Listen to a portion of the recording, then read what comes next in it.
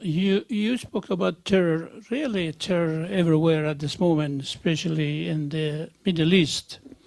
Do you think Hamas finally will survive? And then the other questions is, in the Middle East, one country threatened the other one by nuclear and other things. And at this moment, I wonder if you can tell us, the quartet is the quartet that are active, supposed to do something. It's dead or what? I understood the first question about Hamas, but not the second. Yeah, I wonder if Hamas will survive, Okay. actually. And the second thing about the threat that you spoke about with the countries in the Middle East, Thanks. one after the other. And if the quartet actually could do anything, If or who could, who, if, the quartet. Oh. quartet going to do anything finally, or just dead? Well, as far as Hamas is concerned, I mean, my own feeling it has is that its policies, its announced policies, are completely unacceptable. However, we should be honest enough to recognize that Hamas's policies are more acceptable than those of the United States and Israel. We should be honest enough to recognize that. So just consider the three demands that are made on Hamas, right? One demand is that they recognize Israel. Do the U.S. and Israel recognize Palestine? No, of course not. In fact, they've completely refused for 30 years to respond to an overwhelming international consensus backed by the PLO, Palestinian National Committee, for a two-state settlement. They've rejected it. So they're more extreme than Hamas. The second demand is that they renounce violence. Do the U.S. and Israel renounce violence? I mean, read the newspapers. No, of course, they carry out violence freely, as much as they like.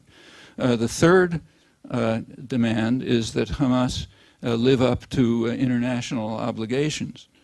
Okay, the crucial one is the so-called Saudi plan, the Arab League decision in 2002 to establish a two-state settlement on the, with full normalization on the international border.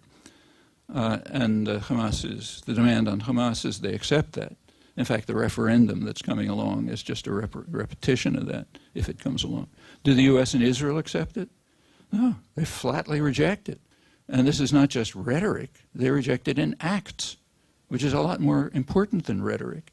The current annexation program, in the propaganda system here described as a withdrawal program, the current annexation program is a radical violation of those international agreements. Now, that one didn't happen to have the force of law. It was the Arab League. But similar proposals have been coming to the Security Council and the General Assembly since 1976. 1976 is the first time when a resolution came to the Security Council, January 1976, initiated by Syria, backed by the other major Arab states, calling for a two-state settlement on the international border, incorporating the wording of UN 242, but adding a Palestinian state. Well, that's not a Security Council resolution because the U.S. vetoed it. Okay, the U.S. vetoed another one in 1980, a similar one. It's been blocking General Assembly resolutions to the same effect ever since, and not only, and there's almost no break in this. And it's not only votes and rhetoric again; it's also actions. So the settlement programs, all illegal. You know, as I said, the World Court unanimously agreed they're in violation of international law, and that any portion of the separation fence wall that's built to defend the settlements is ipso facto illegal, in the words of the U.S. Justice. Yeah, but they're developing that, and that's very serious. You take a look at the map of what they're imposing, it's very serious. So can the quartet do anything? Well, you know, if the U.S. agrees. It's like the UN. The quartet can't do anything unless the U.S. agrees. What the U.S. is now agreeing to is Israeli annexation of the valuable parts of the territories, water resources, breaking it up, and so on. In fact, Bush is the first president who officially authorized it. I mean, it was going on anyway, but became official official authorization under Bush. So yes, as long as that proceeds, they can't do anything. Going back to Hamas, as I say, I don't like their positions, but they are more forthcoming and moderate than those of the United States and Israel. And it goes on. Hamas has called a truce, called for a truce, in fact has been living up to a truce for the last year. And their position is they're calling for a long-term truce, maybe an indefinite truce, on the international border, which happens to be in accord with the overwhelming international consensus since 1976 for a political settlement on the international border with maybe minor and mutual modifications, which was the official U.S. position until it departed from the rest of the world on this. They've been calling for a truce on that border, and once a truce is established, for further negotiations for a permanent settlement. Okay, it's not an unreasonable position. You know, they continue to claim that the Palestinians have a historic right to the entire former Palestine, but so does Ehud Olmert. He says Jews have a historic right to the entire land of Palestine, and nothing can ever cause us to abandon that right. His foreign minister, Tzipi Livni, comes from a sector of Israeli politics, as far as I know, the Likud background. As far as I know, they've never abandoned their official position that Israel has a right to both sides of the Jordan, meaning to former Palestine and Jordan. Maybe they've abandoned it. I've never seen it. But okay, so if that's what they want to say, fine.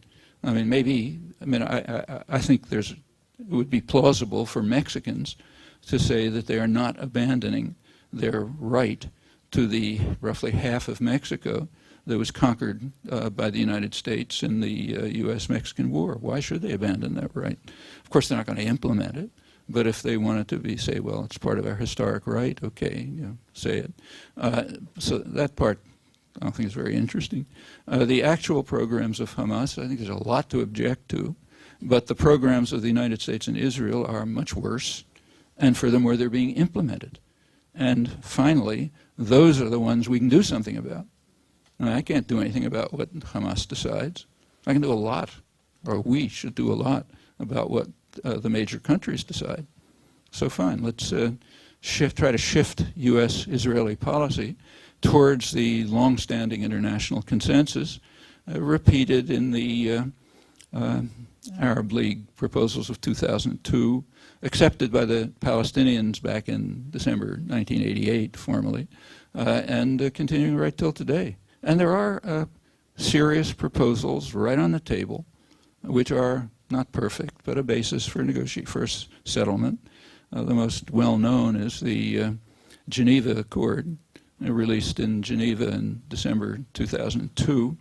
This was an informal but quite high-level agreement between Palestinian and Israeli negotiators with a detailed plan for how to reach a settlement based on the international border with mutual modifications, not an unreasonable plan.